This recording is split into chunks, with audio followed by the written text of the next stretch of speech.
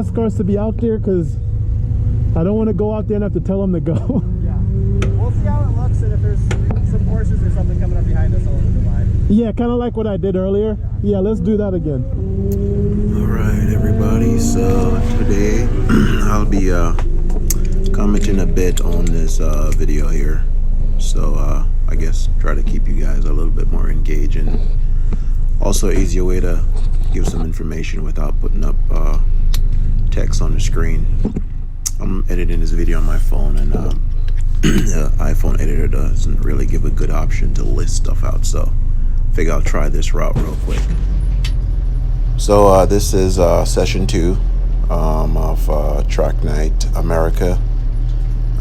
We're in the advanced group, and just like we stated earlier, we're trying to be in the back to let all the fast cars go ahead, so we don't hold anyone up, so we could have more, you know, fun, like, you know, chasing each other down or whatever. Well, he's gonna be chasing me. That's Thomas over there in the RX-8. Him and his dad are running that car. His dad's doing novice, and then right after he jumps into advance. Me, Troy, with his EF hatch. He's gonna be chasing me today. We both pretty much have similar setup. B20 blocks. He has a B16. Well, I have a B16 head. He has a B18 head. Also, shout out to Troy for sharing the footage today, for making this video. So while Troy's chasing me, I'll be chasing this Cadillac V Blackwing here. He's part of a group of 4 Cadillac Vs, ATS coupe, and C8 Z06. The previous video of session 1 was me the last 3 laps chasing down the at least attempting to chase the C8 Z06, which I failed, as I should, because that car's fast as hell, but it was just fun trying to keep him within ranges as much as I could. So today I'm gonna see if I can take down this sedan. For more information on my car, just click on the pop-up on the right hand corner of the video. I already did an update video on it. I'll occasionally talk about stuff on Troy's car as the video goes on.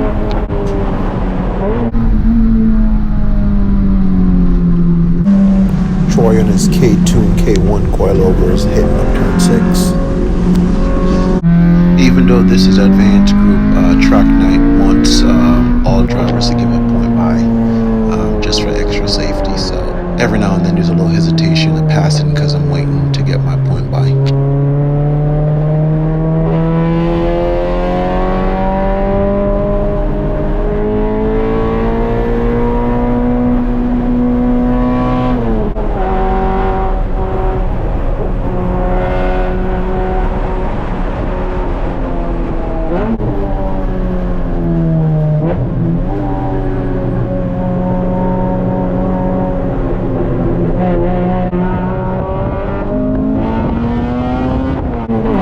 Troy's already making moves on his 205/50 15 Kumo V750s, sitting on some Coney freeform 15 by 7.5 plus 35.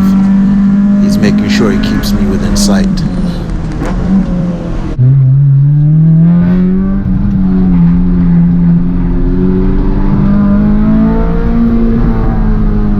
Yup, there's a caddy. I got him in sight. And there's Troy right behind me, keeping me in his eyesight. And up ahead, there's a white E30 that the caddy's taking out right now.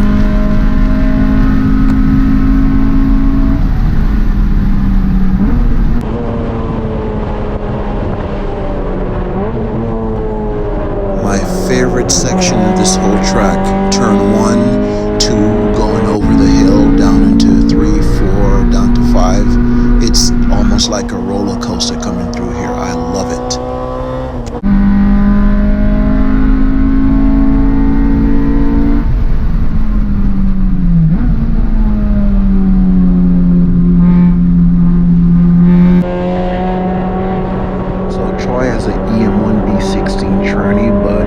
sadly it's an open diff.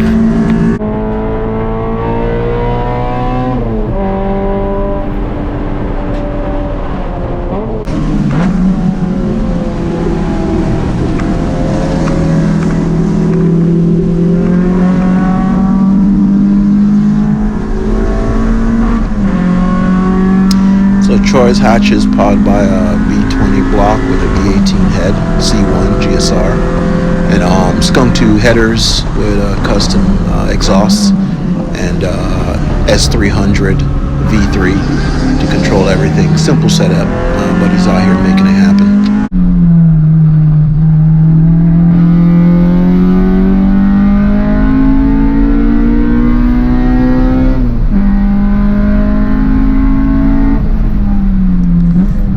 There's a caddy, still got him inside, trying to close in.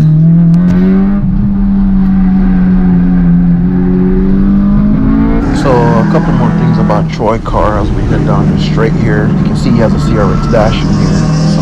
He also has a Momo Monte Carlo steering wheel, has a auto power roll bar. As we're heading into this turn 1 here, he's going to be stopping with a custom brake booster delete with some Motul 660 fluid, rear disc conversion, 40/40 proportional valve, Hawk HB pad, a 15/16 master cylinder with stainless steel brake lines.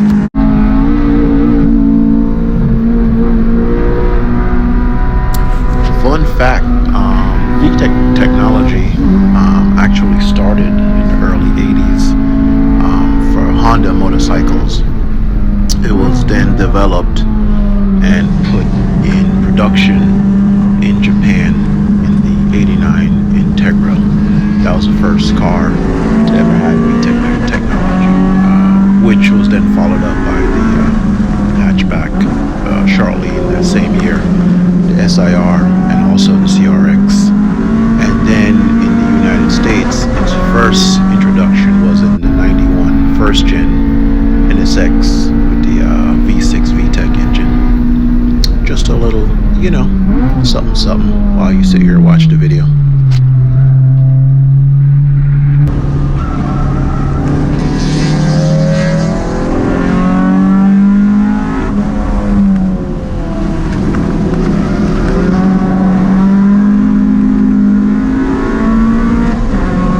So we're coming up on turn 13, which is the turn I've seen most people run off since I've been coming here. It's always nice to get a little hop coming down here. Yeah, then after you come through 13, and then you hit 14, and then you want to set up pretty good for 15, because that's going to set you up on a straight. And this, I would imagine, is probably everyone's favorite. You know, just smashing down the straightaway here.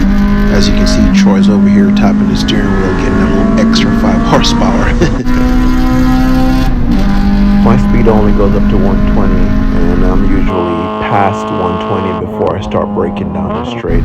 Probably around 125 maybe, I'm guessing.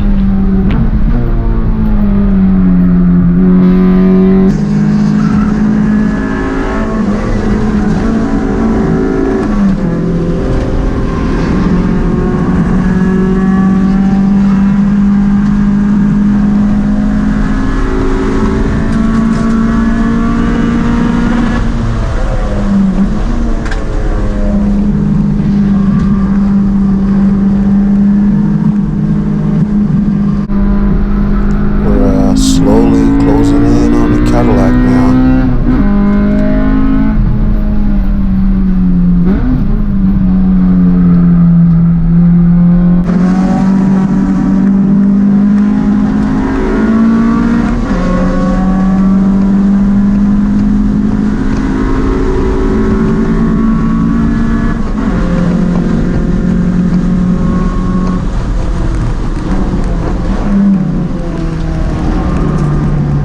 So after 4 laps of chasing, this Cadillac finally caught him, and there is Troy right behind me.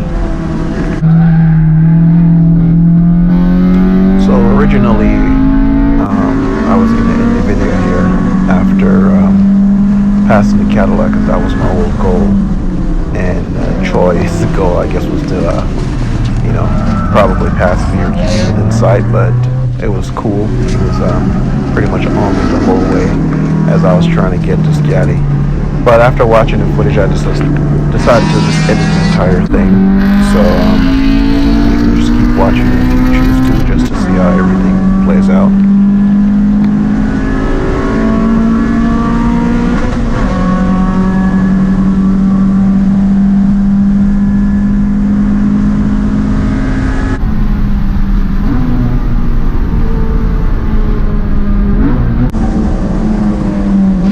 So I know Troy has a timer, and his best time out here today was a 2-minute flat.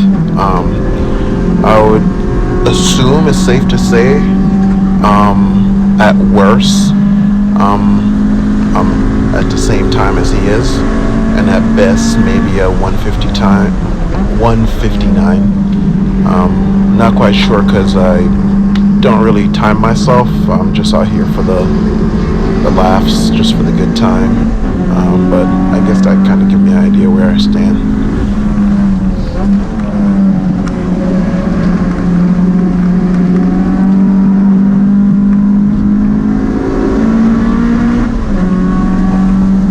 And here comes the first car to go out in the group, the Camaro SS.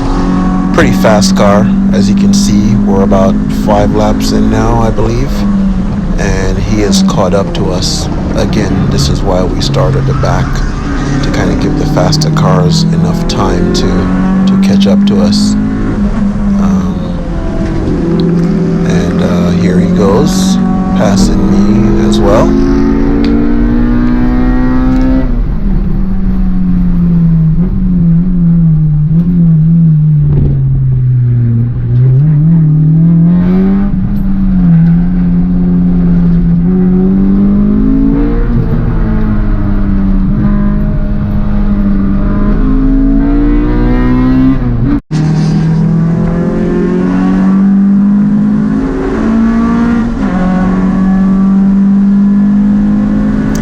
It's safe to say, if you made it this far in the video and you're still watching, you love racing, so kudos to you.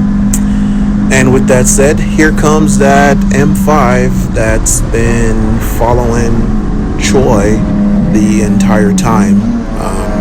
If you remember when we were rolling out, he was the last car in the group and he was behind Troy, so I guess it's safe to say he was chasing Troy down the entire time and finally passed him, and now he's coming after me.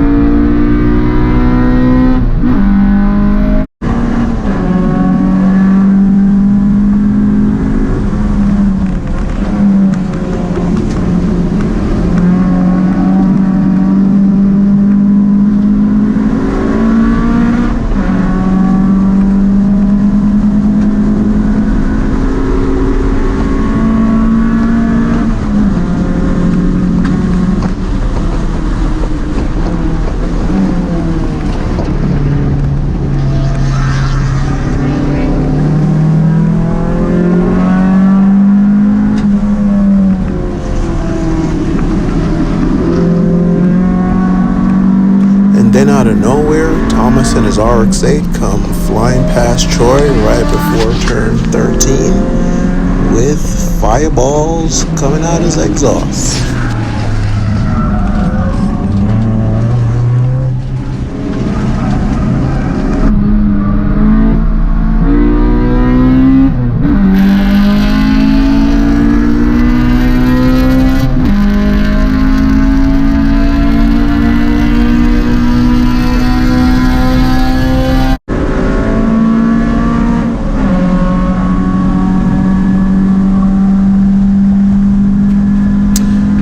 Just like that, as fast as Thomas came, he went just as fast right off turn 1. Gratefully though, everything was okay, and nothing happened to his car. And the nice thing about this track is that there's a lot of runoff, so you can make a mistake and you don't have to pay for it severely, so good job there.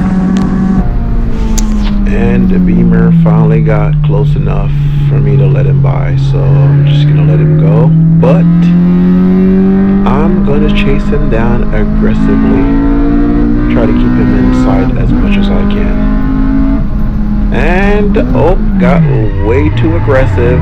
He braked way more than I thought he was gonna brake, and obviously I almost smacked him. So that means it's time for me to chill out. I'm just gonna go ahead cool down now and take it off the track, because definitely pushing it just a little bit too much. Better safe than sorry.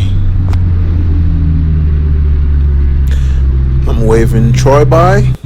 The fun was great while it lasted, but I'm gonna go chill out now.